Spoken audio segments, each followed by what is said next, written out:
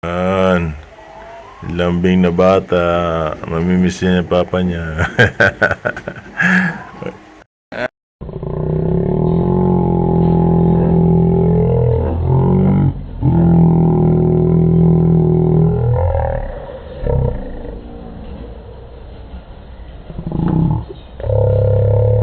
Bye-bye. Bye-bye na, tol. Back to Korea ulit. So, ingat-ingat na lang doon. Grabe. Ako picture video man dahil na.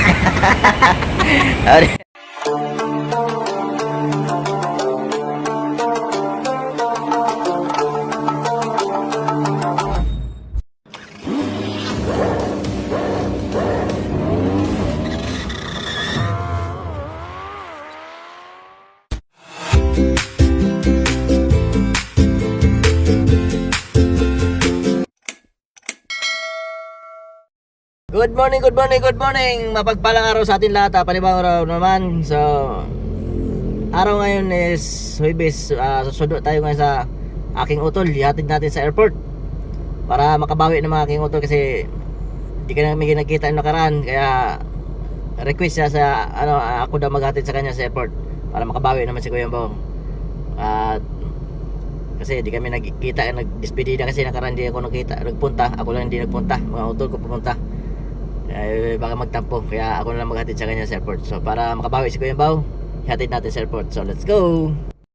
Nasa bahay ng aking utol yung maliit at siya'y babalik sa Korea na naman. So nag-request siya si ako daw maghatid sa kanya sa airport. So babawi Kuya Bao kasi yung isang araw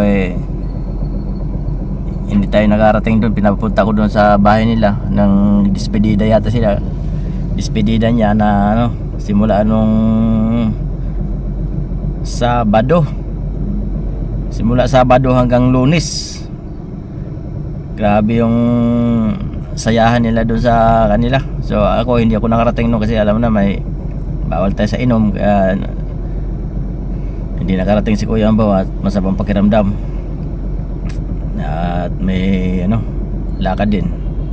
Kaya bawi si Kuya Ambaw, kaya ako na lang maghatid sa kanya papunta sa airport. So sana magtagumpay siya sa kanyang pagtrabaho sa ibang bansa. At sana bigyan siya ng kalakasan, ng pangatawan, kasi mahirap pag ibang bansa kasi walang tutulong sa iyo kung hindi sarili niya lang daw.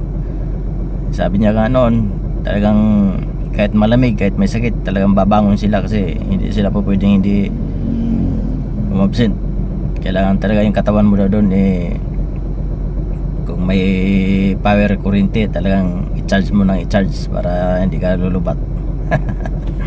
So yan lang, susunduin ko lang. Dito na ako ngayon sa may sa taas, sa may Tinio, yung papunta doon sa may Tumana dito kasi siya banda sa may Tumana pagbaba natin dyan sa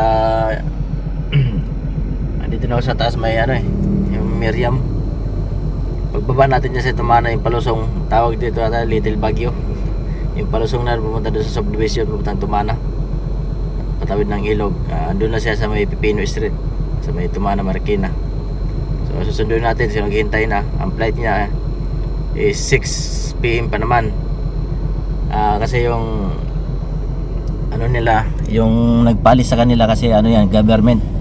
So magkita-kita sila doon ng 12 ng alas 12 ng alas 12 12 after noon ng hapon. Napakahirap. Alas 12 ng hapon, maya alas 12 magkita-kita sila ng mayor kasi recommended sila ng City Hall, mayor. Kaya maganda rin yung napuntuhan nila kasi hindi sila pababayaan kasi pag recommended ka galing mayor, so hindi sila sinasaktan doon sa ibang bansa kasi yung mga Koreano doon takot sa mga ganitong galing agency na galing mayor, yung recommended na mayor, kasi pwede sila magreklamo pag nasinaktan nila yung tao. Pagbabayarin yung Korea pag nanakit sa kanila sa mga Pinoy. Kaya takot na takot, mabait, hindi sila pwedeng saktan. Pwede sila saktan kasi pwede naman sila ireklamo din, magbabayad nga lang kasi may nangyari na daw yun nakaraan na sinaktan yung Pinoy, talagang pinagbayad yung Koreano, yung nanakit na Koreano. Kaya kung ako rin, magpasakit na lang ako para mabayaran yun, no? Huwag ka lang patama sa mata para di ka mabulag. So yan lang, sana ganun lang, wag naman mangyari sa kanila yon. So sunduin na natin kasi naghihintay na yung aking utol. So yan, let's go. Dito na sa bahay ni utol, nakabihis na si utol. Ready na to, Korea. Talaga paano na, pumurma na kasi palis na. Bye na, ingat papa. Yan yung panganay ni utol, nanay niya naman ni asawa ni utol. Yan yung anak ni utol, kapatid ng misis niya. Kapatid niya, kapatid sila. Bunso. Ready na. Mamaylihan lang sa maylihan sa tumuan. Maylihan sa tumuan ba? Yan, ingat-ingat na lang sa bumasa. Kay solo mo naman doon.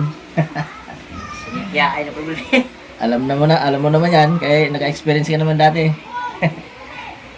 Yan. Salamat sa lahat. Amping-amping. Ilan taon? Mas na. Mrs. ni Otol. Months lang? Ayaw kay. Madali lang pala. Depende pag maka. Yan. Lambing na bata. Mamimiss niya. Yan. Lambing na bata. Mamimiss niya yung papa niya. Hindi ka iyak, be?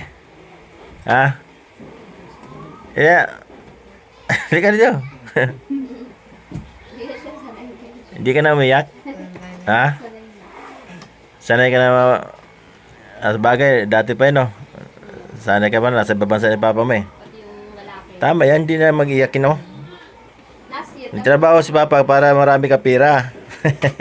Para matapos pag-aaral mo, di ba? Tama ba? Kaya mag-aaral ka mabuti, ha? Sige. Para masayam na si papa. Diba, maliit ka pa naman eh. Maraming pababago sa buhay yan. Pwede ka pang gumanda, pwede ka pumangit. Pwede kang mabungal, pwede hindi. Ha? Pwede kang tumalino, pwede hindi rin.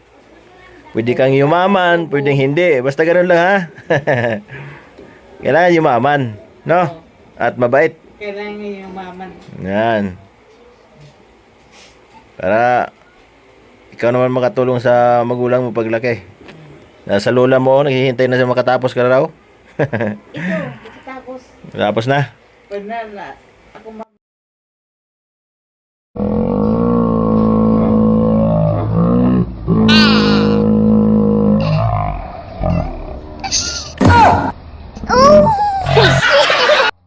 Bye-bye.